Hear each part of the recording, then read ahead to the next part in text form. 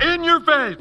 We're gonna check in now with Kid Rock. Kid, you must be overcome with emotion. I just honestly didn't think the president was Satan, but now knowing that he has been this whole time, I'm just so... Satan is saying he's been trapped at the White House because he's pregnant. Let's get our science expert in here to see if that's actually possible. Yeah, demonic pregnancies work a little different. The term is butt baby. What Fox News really wants to know is, are you f***ing Satan?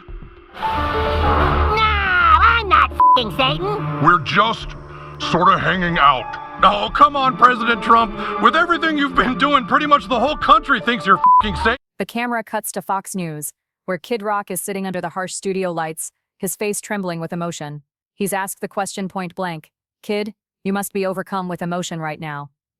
A broken voice, admitting he never thought Donald Trump was the devil himself. But now that he knows, he couldn't be happier. In the bizarre world South Park has created, This is a Fox News super alert! So Fox News can now confirm Donald Trump has been fucking Satan this whole time. Yeah! This is a great day for Fox News. Trump is trapped in the White House, not because of politics, not because of legal troubles, but because he's carrying Satan's child. The anchors don't even flinch. They call in a so-called science expert, who casually explains that demonic pregnancies don't work like normal ones. The phrase of the night becomes butt baby, tossed out with deadpan seriousness, as if it's breaking medical news. The punchline lands hardest when the panel, without hesitation, asks Trump directly if he's actually Satan himself. Hold that up. Okay? I'll be the first one to say, and I know the president doesn't like when I say this, but... Trump shrugs it off with his usual bravado, but the segment isn't about him. It's about the collapse of Kid Rock, live on air. The episode shows him breaking down, sobbing uncontrollably, humiliated before a national audience.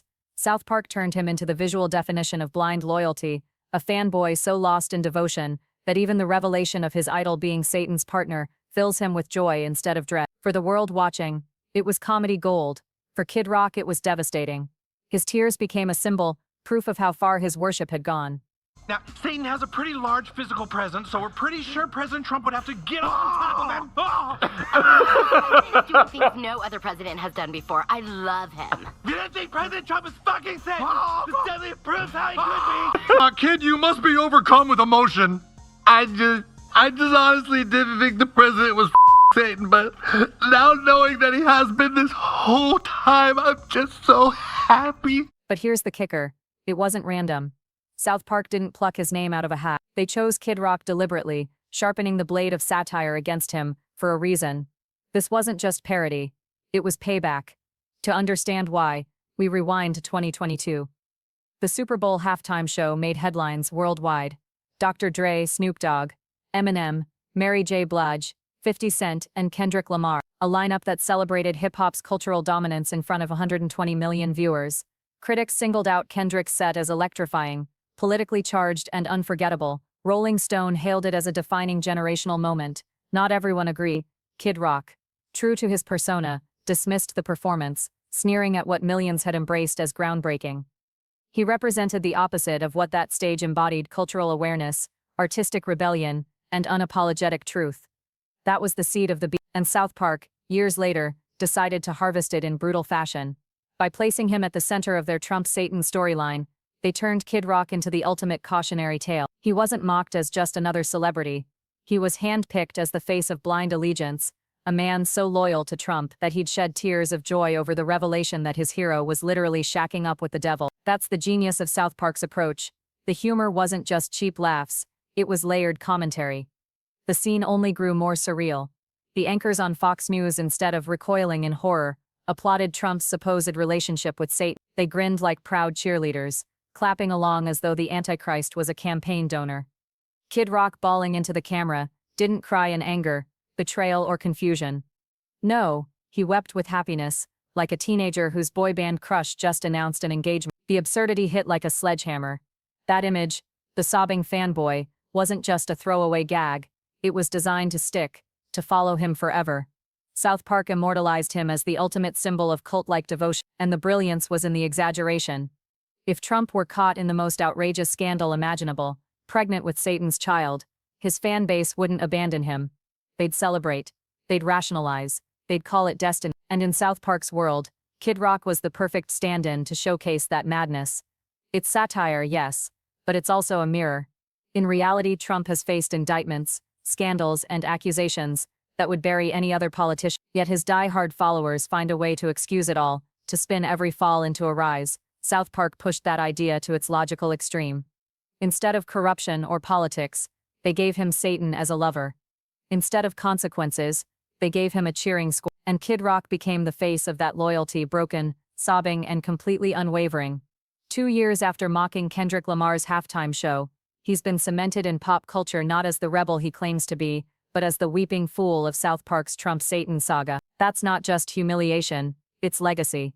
The scene closes with Satan himself turning to Kid Rock, asking why he's so distraught. Kid's response is as pathetic as it is telling. He doesn't want to leave this place. His idol has merged with the devil, and to him that's the pinnacle of greatness. The parody drives the point home. This isn't about politics, or music, or even Trump himself. It's about devotion so blind it becomes absurd, and South Park nailed it. They didn't just take down Trump.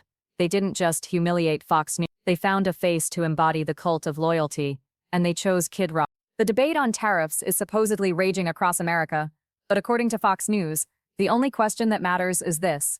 Is Donald Trump actually sleeping with Satan?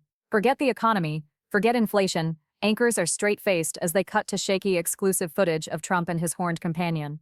Instead of addressing trade wars or collapsing markets, the network leans into romance coverage. Trump isn't described as corrupt or controversial, he's commanding and powerful, standing side by side with the Prince of Darkness.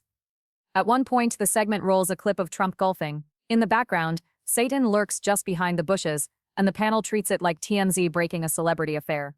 He's definitely with Satan, and I love it. One anchor gushes, with the sincerity of a cheerleader at a pep rally. What should be horrifying?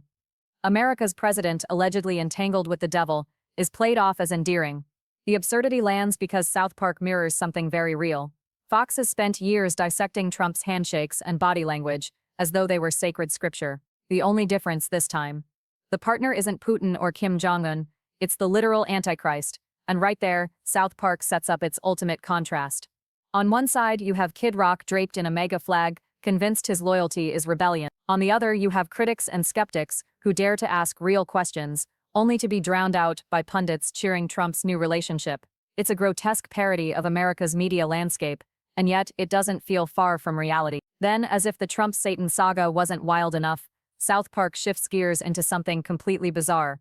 The rise of Laboo, a new craze sweeping the kids of South Park. At first glance, they're just creepy little dolls, another collectible trend. But the twist is that the children aren't just trading them, they're using them in full-blown demonic rituals. It's dark, it's absurd, and it's instantly recognizable satire.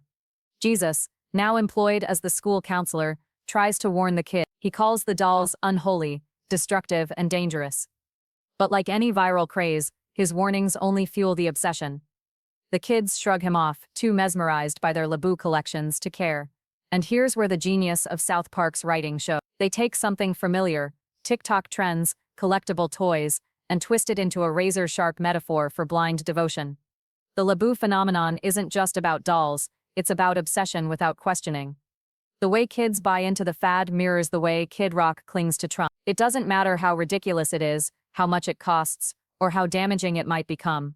Once the obsession takes hold, logic is irrelevant, and then the show layers in tariffs. Poor Butters, wide-eyed and desperate to impress Red with a Laboo doll, runs to Lou Kim's pop-up store. He hands over $85 for a mystery box, only to return later and find the price has already jumped to $100. The culprit? Tariffs.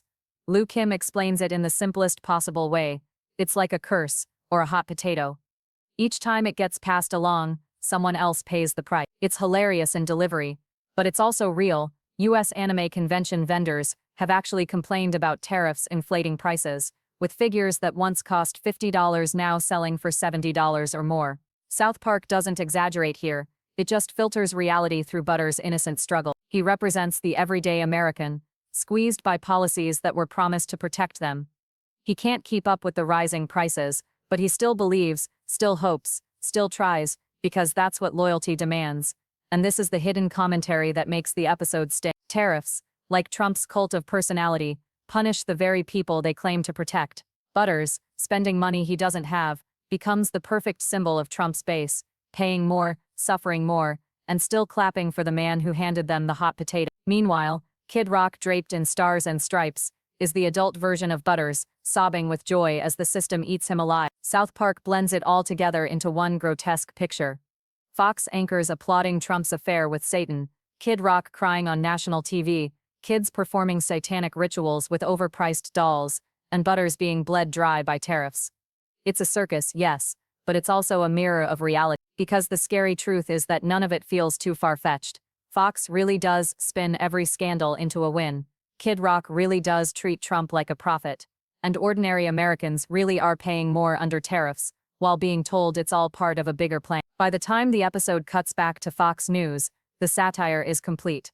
The president has just returned from his historic tariff summit, the anchor announces proudly, before casually mentioning the Prince of Darkness walking at his side. No alarm bells, no outrage, just smiles and applause. That's the brilliance of this storyline. On the surface, it's about toys, demons, and tariffs. But peel back one layer, and it's a brutal critique of blind loyalty, whether to a toy craze, a political figure, or an ideology. South Park doesn't need to exaggerate much, because the real world already looks like a parody. Trump being cheered for scandal after scandal isn't fiction. Kid Rock crying over him on live television isn't that far from reality. And Butters draining his wallet for a useless doll, that's every ordinary person paying the cost of devotion, while the powerful laugh. It's not just comedy, it's commentary. And that's why this episode hits so hard.